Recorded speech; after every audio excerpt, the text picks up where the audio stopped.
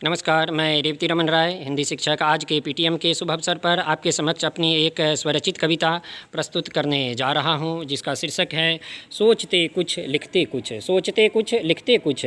हम सोचते हैं कुछ लेकिन लिखते समय लिख देते हैं और ही कुछ। हम सोचते हैं कुछ लेकिन लिखते समय लिख देते हैं और ही कुछ। लिखने को तो हम सोचते हैं पढ़ाई, लेकिन लिख देते हैं पढ़ाई। लिखने को तो हम सोचते हैं समाज, लेकिन लिख देते हैं समझ। ये एक उदाहरण है केवल।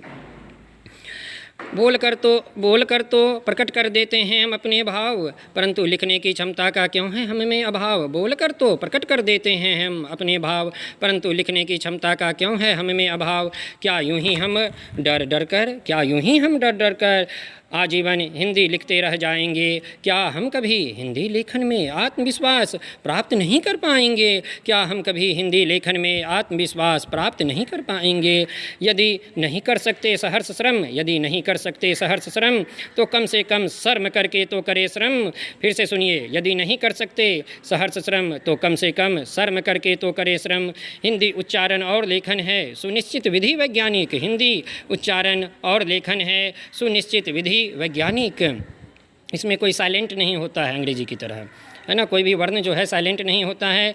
हिंदी उच्चारण और लेखन है सुनिश्चित विधि वैज्ञानिक। जो इसे समझ ना सके क्या वह बन पाएगा वैज्ञानिक। पहले प्रकट होता है विचार अदृश्य निराकार होता है विचार। शब्द प्रदान करते हैं उन्हें रूप दृश्य वर्ण प्रदान करते हैं शब्दों को रूप दृश्य। वर्ण और मात्रा है हिंदी लेखन का मूल। इस पर ध्यान ना देना है सबसे बड़ी भूल।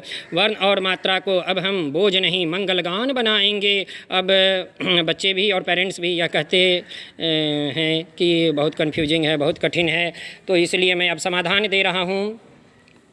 समाधान प्रस्तुत कर रहा हूँ। वर्ण और मात्रा को अब हम बोझ नहीं मंगलगान बनाएंगे। खेल खेल में ही अब हम वर्णमाला गान गाएंगे। हर शुभ अवसर पर अब हम वर्णमाला गान भी गाएंगे। मांगलिक गीतों के साथ जो है वर्णमाला गान भी होना चाहिए, चाहे जन्मदिवस हो या शादी ब्याह का अवसर हो, यह वर्णमाला गान होना चाहिए। हास और परिहास में भी यदि किसी ने पूरा बिल्कुल सही शुद्ध सुना दिया तो उसके लिए तालियां बजनी चाहिए। इसलिए मैंने लिखा है हर शुभ अवसर पर अब हम वर्णमाला गान भी गाएंगे।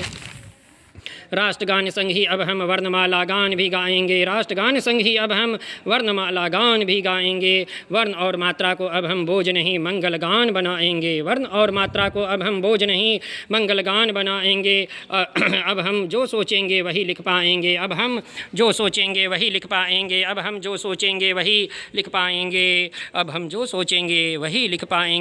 वर्ण और मात्रा को अब हम बोझ नहीं मंगल गान बनाएंगे। तो इस कविता के द्वारा मैं उम्मीद करता हूँ कि बच्चे हिंदी वर्णमाला और बाराखड़ी के लेखन का अभ्यास करेंगे और अभिभावक भी अब उनकी मदद करेंगे। इसे एक बोझ के रूप में प्रस्तुत नहीं करेंगे। मैंने खुद लिखकर देखा है, हिंदी वर्णमाला को बोल कर यदि लिखते हैं तो 2 मिनट लगता है। ठीक है, बाराखड़ी भी आप इसी तरीके से, ज़्यादा नहीं तो क ख इसका ही अभ्यास कीजिए।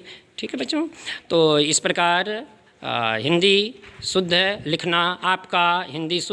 लिखना बोलना आपका राष्ट्रीय कर्तव्य है, राष्ट्र धर्म है, और आप अवश्य ही इस धर्म को निभाएं।